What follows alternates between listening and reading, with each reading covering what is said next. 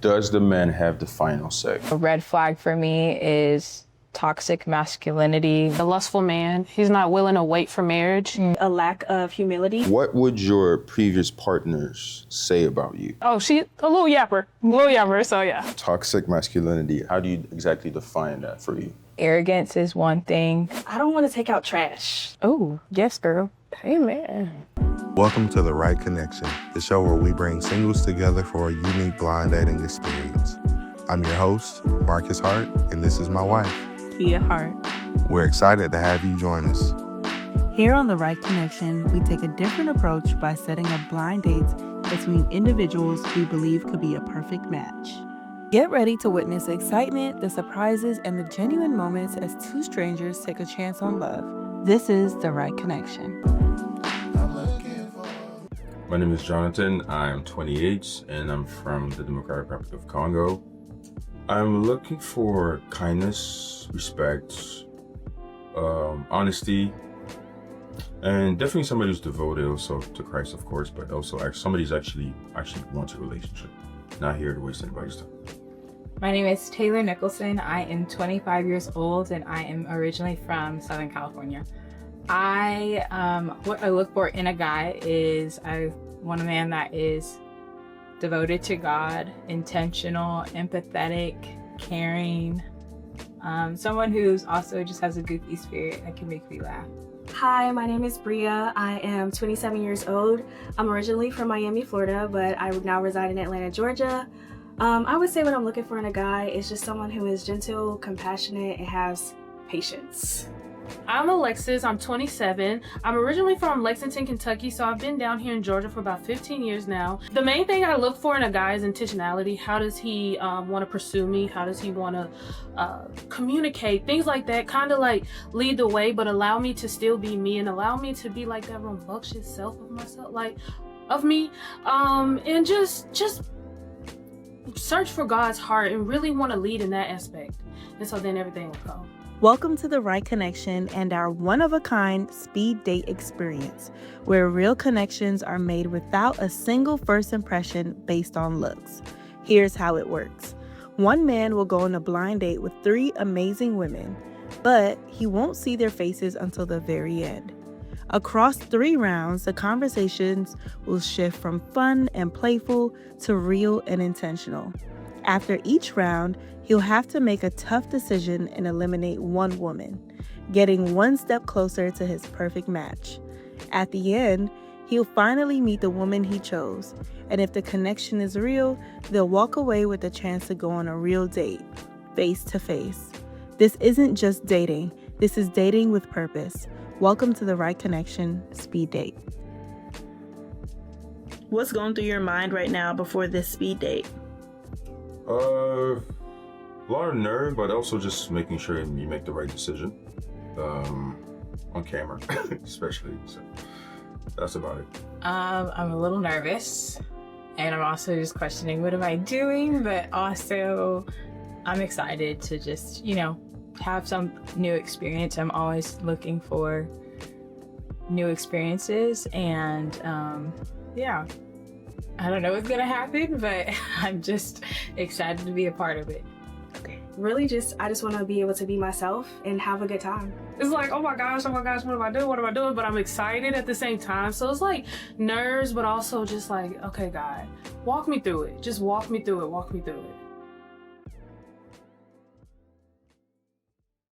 All right, first question is, rate your prayer life from 1 to 10 based on time spent in prayer and consistency. I'm contestant number 1. My prayer life, I would rate it 1 through 10 on an 8. I'm consistently in prayer, but I know times when I may be struggling with outside forces in life, my prayer life can go a little down, just like the things going on around me, but I would say I'm consistently in prayer, talking to God, communing with God. Yeah. I'm contestant 2. I would give it a 9. A little room for improvement, just always as searching for God, but I'm an intercessor, so I'm big on prayer. Like prayer, I eat, sleep, breathe, everything prayer. So it's big for me. I'm contestant 3. I would rate mine at 8.5, mainly because I'm always talking to God throughout the day. Also, I feel like there's room for improvement to be more intentional with not just praying for myself, but praying for those around me. But yeah, 8.5. That's good. Are you more excited or nervous? I would say I'm more nervous right now. Yeah. Like, I don't know what to expect. So I think that's what I'm like sorting through. I think it's a mixture of both. Like, I'm really excited for the experience, but I'm also nervous because sometimes I talk a lot and I just keep going and going and going. So yeah, there's excitement, but there's also some nervousness there. I'm both. So like 1 minute I can be like almost about to sweat, and then the next minute I can be like, you know what, I got this. So I would say it's a 50-50 mixture. Second question, when do you feel the most emotionally safe?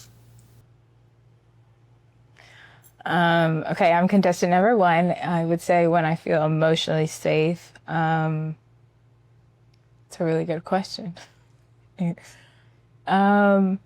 I think when I feel like I'm being heard, if in regards to just like any type of relationship, when I feel like I'm being heard and listened to, I feel like for me, my emotions are a big part of me. So when I feel like somebody's maybe disregarding that, I don't feel safe because I just exude my emotions a lot.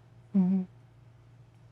I'm contestant 2. I would say my mind just generally went to in worship. I feel emotionally safe because I'm able to let my guard down and just be free and like break everything. But I was in a relationship terms, if I can just be just like how I am in worship, just be vulnerable, just be able to cry and not looked at as like overly sensitive and just be me. Mm. I'm contestant 3. What makes me feel emotionally safe is kind of some attributes that come from when I'm in prayer with the Lord. So, you know, just being able to be raw and honest with my emotions. The person who's listening is actually listening to understand where I'm coming from and not just listening to give a response. Those are the moments where I feel safe. Okay. Okay, question 3. If someone were to win your heart, what would they need to understand first? Contestant number 1, and for someone to win my heart, I think it goes back to feeling emotionally safe. I think also being spiritually sound. For me, again, my emotions are tied into, I think, the way that I live my life. Happy, sad, loud, crying, all the things. Accepts me fully in that and is able to walk alongside me throughout my emotions. But then for someone to actually really win my heart, he's a man of God. He actually demonstrates a leader. He demonstrates a listener. He's able to intercede for me, for others. He's a server. He loves to serve out in the world. Yeah. Contestant 2, I would say ultimately like interceding for me, offering to pray for me, little things like that. Like I may be frantic that day and my spirit level is all the way down, but you can help me just redirect. That will help me to feel safe.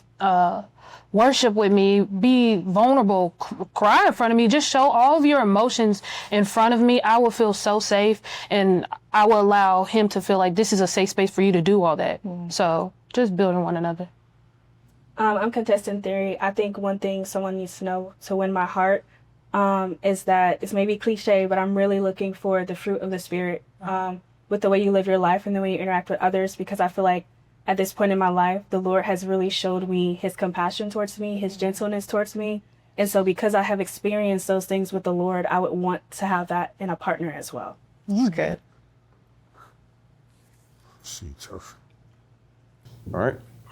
What would your previous partners say about you? Contestant number 1, I would say previous partners would say that I am ambitious, driven, caring, intentional, and goofy. Yeah, that's good. Contestant 2, I would say they would say like, oh, this girl loves God. She's not so like heavenly bound. She's no earthly good. Like she can still relate with me, but she's gonna always push for more. That also soft and goofy, honestly. So she a little yapper. So yeah. I'm contestant 3. I think my previous partners would say that I'm gentle.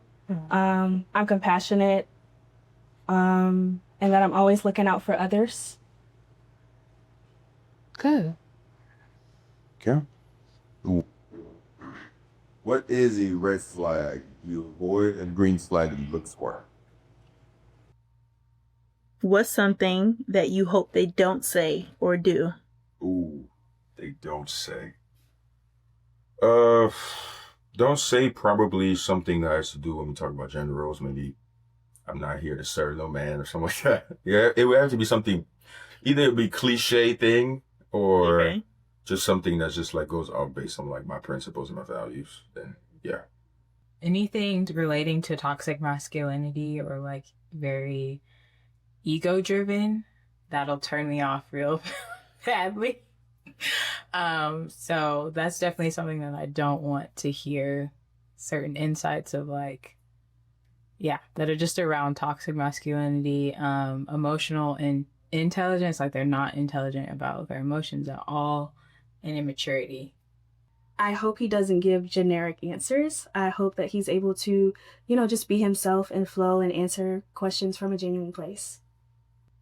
Just anything like outside of the fruits of the spirit, anything outside of that, anything pertaining to worldly, just anything like that. That's just what I stay away from in dating in general. Those are good questions. Contestant number 1, I am looking a green flag for me. Obviously a man of God, and then how he is with his heart. Like how is he a servant heart? Is he a caring heart? And then a red flag for me is toxic masculinity, very ego-driven, not able to, I guess, go beyond what the societal standard of a man would look like. He shows, those negative attributes of walking in a negative sense of a man. Contestant 2, red flag would be a lustful man. He's not willing to wait for marriage. And a green flag is that he will wait, and that he's a man searching for God's heart. Like he truly loves God, and not for his hand, but for like who God is. So I feel like once you have that, you can have it all. Contestant 3, I think a red flag for me would just be a lack of humility. I just think that in order to walk this Christian life, you need to be humble. And I think a green flag that I would be looking for is just gentleness in the way you talk, in the way you interact with other people, and just in the way you move throughout life. Yeah. Okay. What is something unique about you?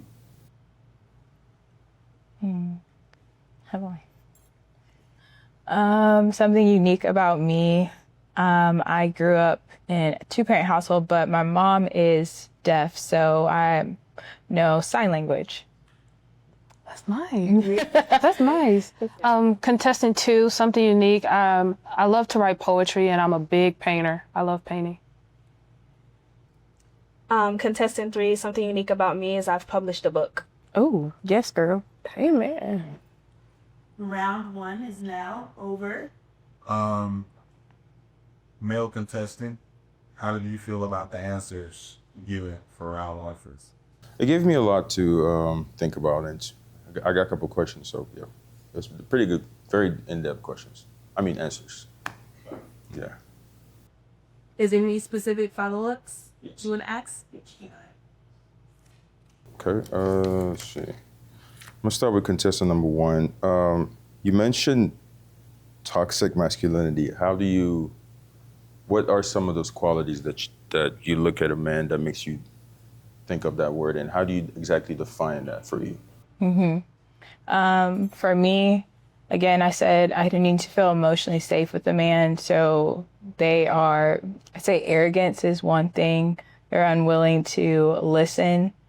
Another thing for me is I'm an open-minded person. I can't really get along with somebody who walks, I think, has a narrow way of thinking. So they're negative about certain things, unwilling to try things, and just has a negative attitude. That kind of would be a representation of toxic masculinity to me.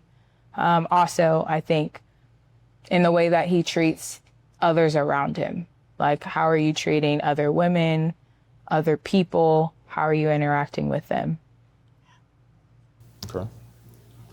Contestant number 2, you mentioned that a lustful man is obviously a problem for you. Have you yourself been practicing celibacy? Is that why you have that view of it, or where does that come from? Oh, I'm so sorry. I did No, not mean you're to. See, yapping again. Yes, I've been celibate for 3 years now, so it's something that I really do take to the heart, and that's something that I really want to dedicate to God. I actually got one more for contestant number 2 again. You did mention that you're a yapper. Yeah. Has that ever been a problem for someone else in the past? Like for... Yes, it's been, sometimes it may have been a little like just too much for them. But I also learned to really not dim my light. And I don't want to use like, this is my light, but it's just more so, I don't want to scale back and then also like get something halfway when I know there's just more in me. There's more, like, I love to talk to people. I love to be me. I'm very into conversation, so. Okay. Let's see. All right, contestant number 3, I'm gonna go back on that question, actually question 3, which was, if someone were to win your heart, what would they need to understand first? Can you elaborate a bit more on your answer?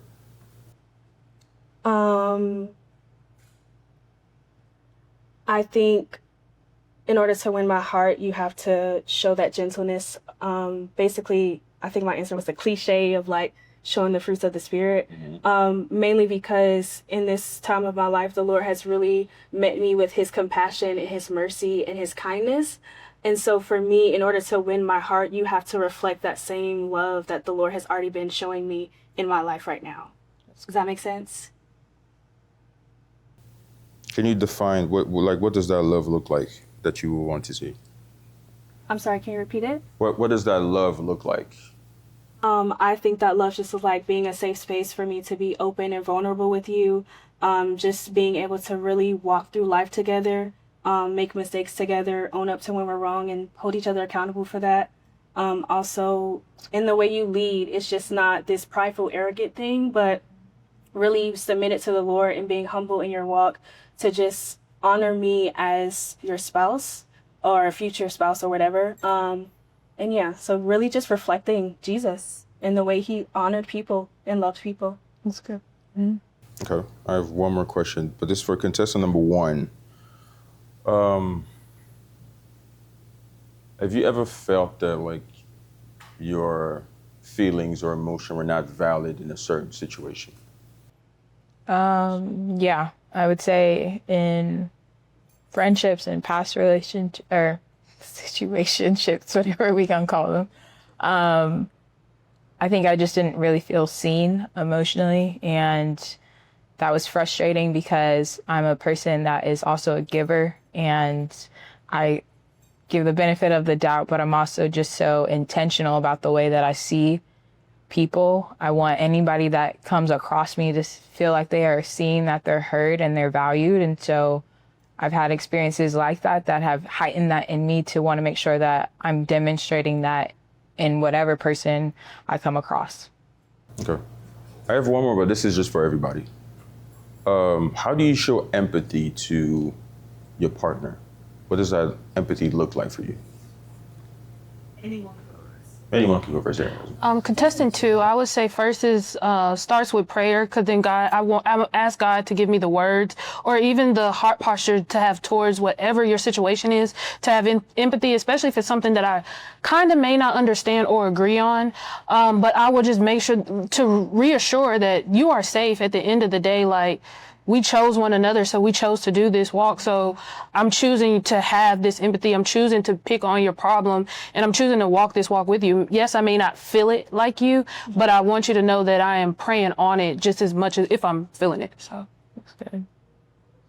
I go. Yeah. Contestant number 1, I would say for me, again, making sure that person feels seen and they feel heard, and whatever they're feeling, whatever they're experiencing, while I cannot have the answer for everything, again, God is the one that we go to, we intercede. And so going forth in prayer about it as well, but also offering whatever the Holy Spirit may give me to speak into you, speaking life into you, into the situation, but really making sure that you feel seen in your situation and heard, even though I may not be able to understand it fully, but I see you and I hear you in that. And I'm praying and asking God to help navigate that situation as well.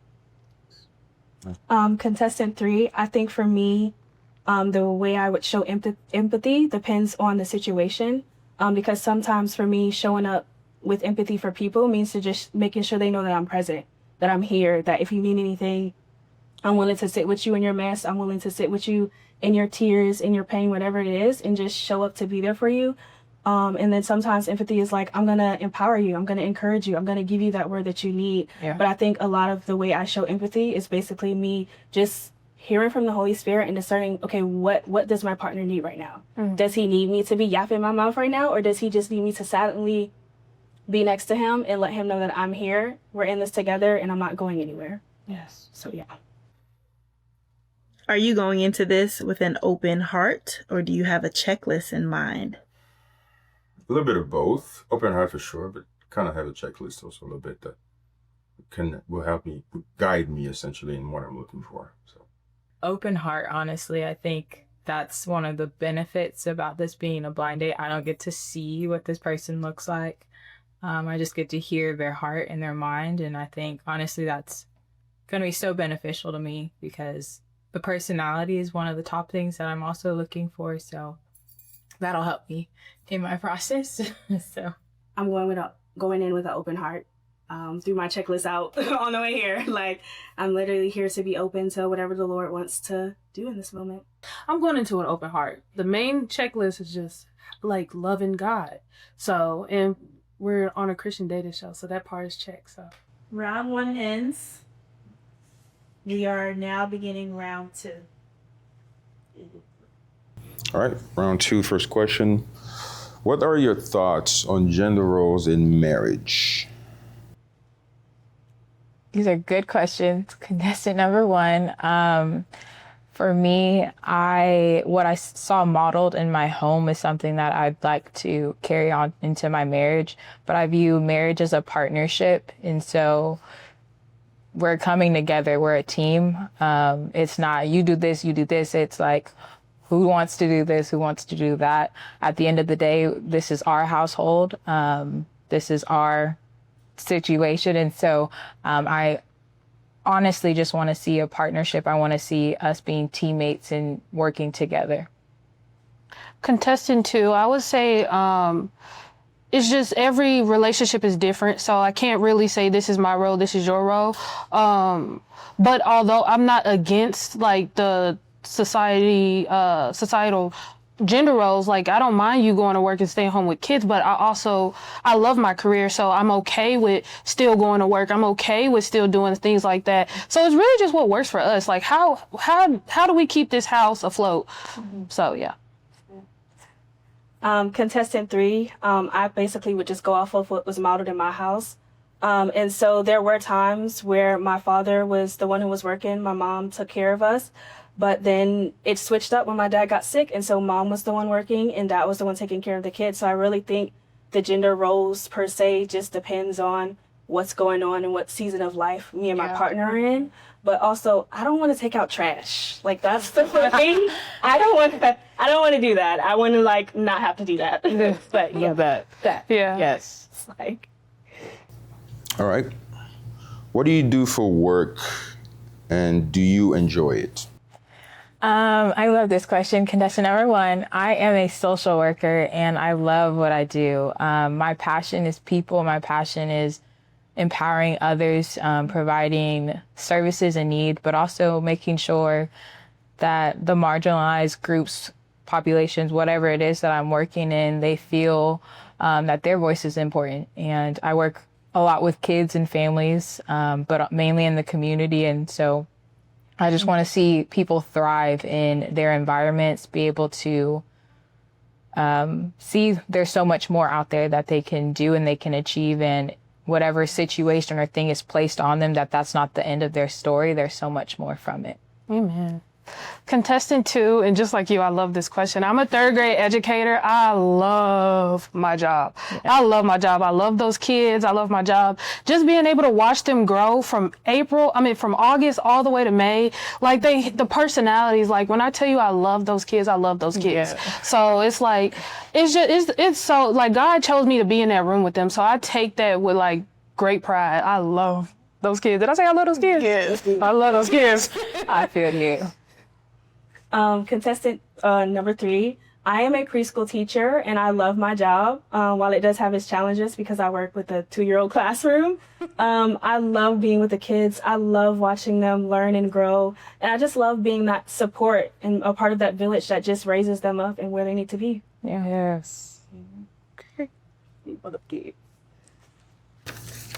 All right. Question 3, what is your idea of a Christ-centered relationship? Contestant number 1, my idea of a Christ-centered relationship is one that's pointed to God. So that's going to church, that's praying, that's being in community with other Christians and building relationship with others. We're also having dialogue with each other about how our relationship is, and is it pointing to Christ? What areas are we lacking in that we need to grow in? I also think we're on our own walk, but we also are meant to come together and walk alongside each other in that purpose and whatever passion that God has placed on us. I think your partner in a kingdom marriage and relationship is going to be one that's pointing you to Jesus and not anything else. So at the end of the day, it's God that we're centering our relationship around. Our values are Christ-like and they're Christ-centered. Yes. Contestant 2, I would say pretty much piggybacking off of contestant 1, we're worshiping together, we're praying together, we're going through our word together, but we have our own walk, we have our own covering. Like I know you have someone that can hold you accountable, I have someone that can hold me accountable. So at the end of the day, we know we have somewhere to meet in the middle. We rely solely on God. We're not into all the other stuff. We really, truly are believers of Jesus, and just Christ-centered, just showing all the fruits and really just putting prayer and God into everything. Like, what are we going to wear? Like everything. That's what it is for me. Contestant 3, I think Christ-centered relationship to me looks like, are we reflecting the love of God? And when I say that, not only outside of the home, but inside the home. So our kids and the people who are directly connected to us. I think it's very important that if we're going to say that our relationship is Christ-centered, that we're showing that in all areas of our lives. Yeah. And with that, of course, it comes with humbling ourselves to following, when the Holy Spirit challenges us to grow, to change, to do these things, that we're willing to sit with each other and challenge each other and grow together to be more like Christ. Mm-hmm.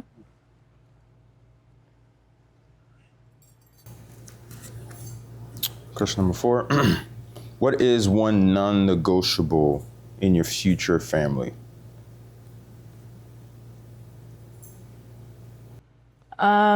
Contestant number 1, a non-negotiable for me and my future family is I value family and family time. In my experiences growing up, didn't always reflect that at certain times. So I want somebody that I'm in a marriage with that is committed to their family and committed to the extended family. We're making it a point to be involved with our own family unit, but our extended family, our aunts, our uncles, mom and dad. My children know their cousins. For me, that's so important. A non-negotiable for me would be just allowing my future family to be able, like, I don't want my kids to be older and just realizing what fasting is, just realizing what praying is. Like, I want them to really understand what all those things are young, and showing them, exposing to them all those things, exposing to them what does it look like for a man to lead the house, what does it look like for a woman to nurture the home. Like, I really want them to be exposed to everything. I don't want it, non-negotiables. I don't want to hide much. I don't want to hide much. Of course, if it's not age appropriate, but like, I want to live out in the open so they see this is how walking with Christ, this is what it is, so they can see young really like what this walk really is. Contestant number 3, I would say my non-negotiable is not showing our kids how to be emotionally intelligent. I think it's very important that kids learn young how to express their feelings in a healthy way. Yeah. And also showing them how to include God in that. Because I think a lot of times when kids are young, we kind of like brush off their feelings or brush off their emotions. But Yeah. I think when they're young, we need to teach them, like, how do you lament with the Lord? How do you show gratitude for the Lord? Yeah. Like, how do you really cry and be still before God? So good. Yeah, that's my points. Okay. How do you handle conflict in a relationship?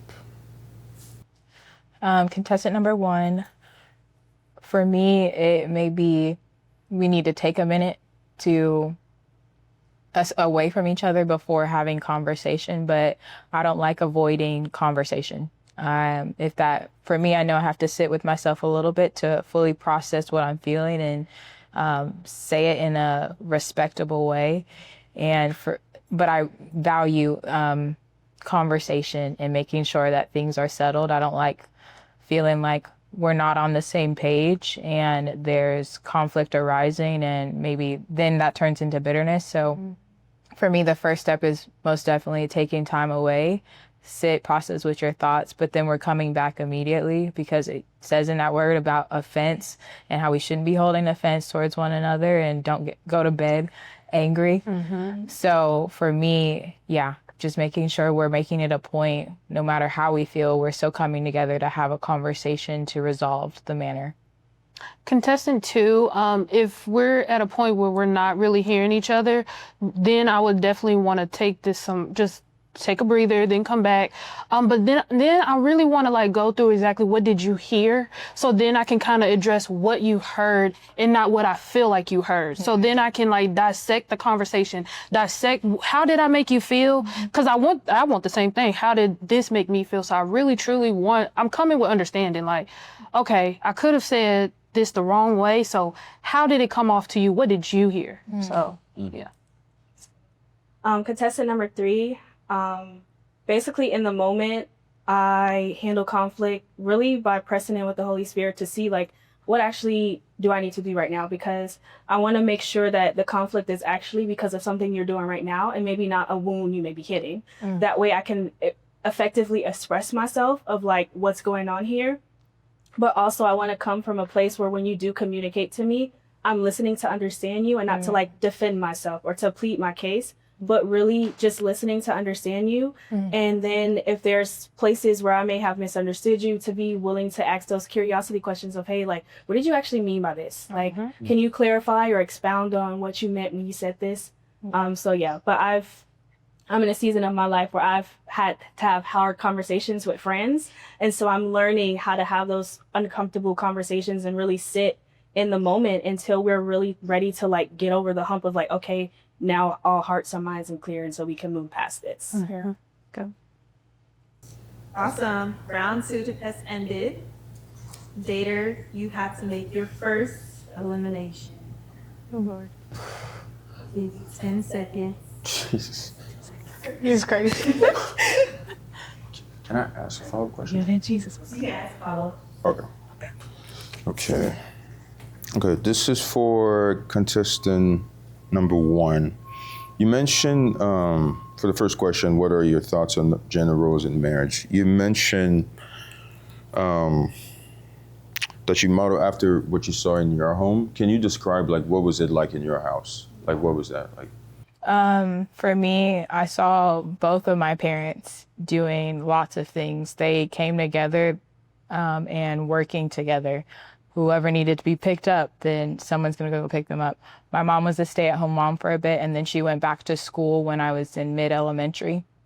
And so while she was in school, then my dad was picking us up after school. She would make the dinner before she left. Like, that was what I saw, them coming together in unison and partnering together to make sure our needs were taken care of, but also our household was taken care of. Okay, and this is just for all of you guys. When it comes to gender roles in marriage, as far as what you guys want to see does the man have the final say? When it comes to decisions and important things like that.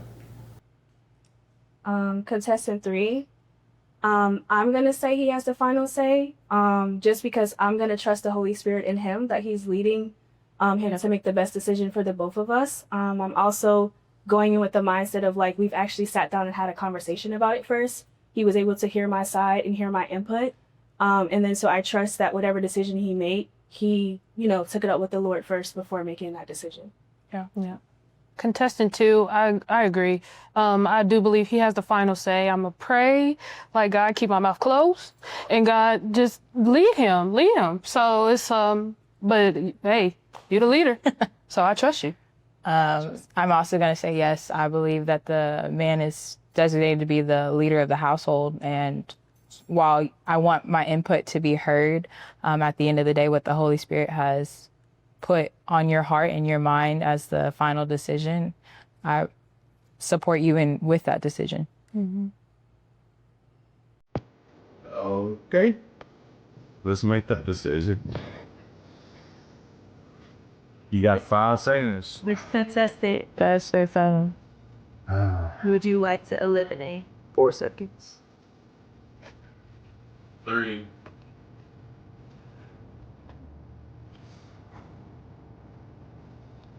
And when he eliminates, you will walk around to the back Okay. behind you. Okay. What are you more focused on today? An emotional connection, a vibe, or a conversation flow? I'm gonna go with conversation flow. Because emotion can fade or vibe can also be off next time. But if there's a connection flow in the conversation, then there's something to pursue there. I want to say emotional connection. I think certain questions that are being asked, I'll be able to kind of pick out if this is it could be a deeper connection.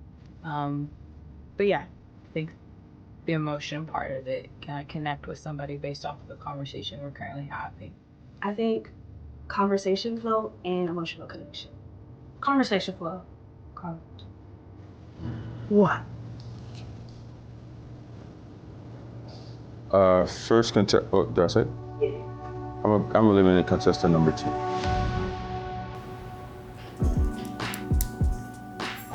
Good job. Ooh, Lord.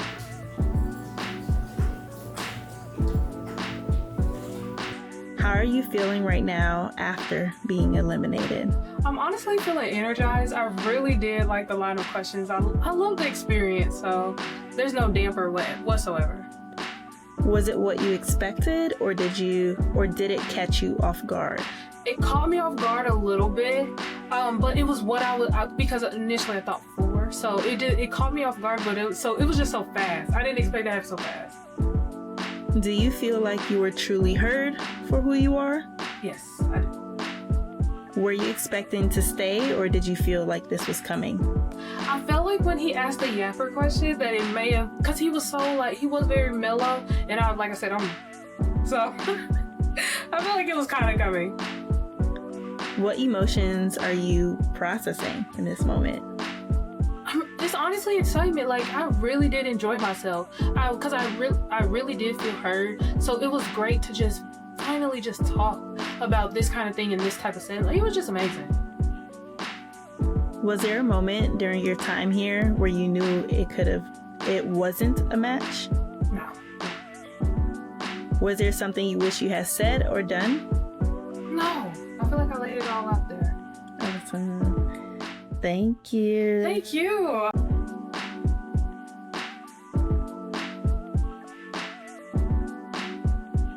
Thank you for joining us on this episode of The Right Connection. We hope you enjoyed watching our participants' journey to find a meaningful connection. Think you have what it takes to find the right connection? We're looking for singles ready to embark on their own journey to love. We'd love to hear your thoughts on today's episode. Share your favorite moments and insights in the comments below. Don't miss out on future episodes. Subscribe and turn on notifications so you're always in the loop. Thank you for watching, and we'll see you next time on The Right Connection.